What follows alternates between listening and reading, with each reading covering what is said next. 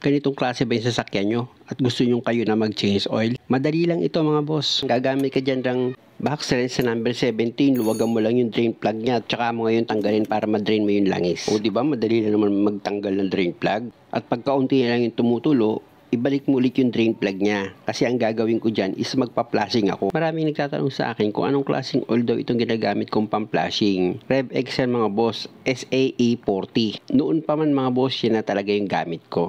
Unang-una, mura lang yan at magandang gamitin para sa makina. Dahil yung mga lumang langis na nakakapit dito sa makina, natatanggal niya. Kaya nakikita nyo sa video ko, yan madalas ginagamit kong pang-flashing. Pag nailagay ko na yung mga boss, o papaandarin ko na itong makina. 5 minutes dapat na umaandar itong makina na dapat naka-idle lang siya, hindi nyo kailangan siyang i-revolusyon. After ang 5 minutes, patayin nyo yung makina. Balik ka ulit sa ilalim ng sasakyan mo. Gamit yung number 70 na box wrench, luwagan mo itong drain plug. Pag maluwag na, kamayin mo na yan para mas madali mo siyang matanggal. Ganun lang ang diskarte, Diba? Kayang-kaya nyo. At dahil nga sa ang claim ng may-ari, medyo mausok daw itong sasakyan, kaya papalitan ko ito ng ibang brand na langis. Pero bago yun, palitan ko muna ito ng bagong oil filter. Ito yung bago niya mga boss, Ang part number niyan is C527. Kita nyo naman, di ba?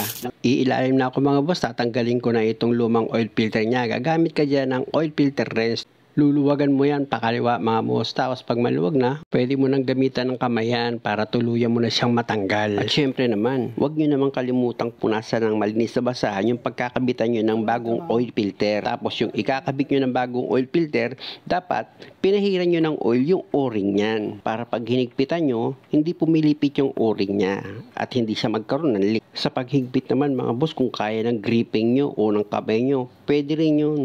Pero kung hindi nyo kaya, gamit ka ng oil filter wrench, di ba? Ganun lang naman kasimple yun Tapos lilipat na naman ako dyan dito sa harapan ng makina, sa ilalim. Kasi ilalagay ko naman dyan ngayon is yung drain plug niya. Siyempre, punasan mo muna itong oil pan, yung pagkakabitan ng drain plug mo bago mo ilagay itong drain plug niya. Siguraduhin mo lang yung flat washer dito sa drain plug na ilagay mo na yan bago mo siya higpitan ng maayos. At pag okay na, pwede na tayong magsali ng langis. May nakaready si customer na 5 liters. Gaya ng sinabi ko sa customer, ito na yung brand ng langis na ilalagay ko. Yung subok ko na talaga. RevX Tracker SAE 15W40. 1 gallon lang muna isalin ko tapos paandarin ko na itong makina. After na ilang minutong umaandar yan mga boss, papatayin ko itong makina niya. Tsaka ako ngayon bubunutin itong dipstick. Pagkabunot mo ng dipstick mga boss, punasan mo muna. Tapos ibalik mo rin, itusok mo siya ulit. Para sigurado ka na makuha mo yung tamang sukat nitong oil mo dito sa makina. O tignan mo katulad niyan, di ba? Kulang siya. Magdadagdag ka ngayon pag kulang yung langis mo. Tanggalin mo itong engine cap niya tsaka kayo magdagdag ng oil para mailagay mo sa full level niya. O di ba ganun lang naman kadali kung kayo ang gagawa ng sasakyan nyo. Tsaka nyo ngayon ibalik itong engine cap niya. Tapos bunutin nyo ulit itong dipstick sa makina. Punasan nyo. Tapos ibalik nyo siya ulit. Para sigurado kayo na makuha nyo talaga yung tamang sukat dito sa dipstick. Yung level niya, ibig kong sabihin, dapat nasa pangalawang tuldok. Tulad yan, nasa ikalawang tuldok na.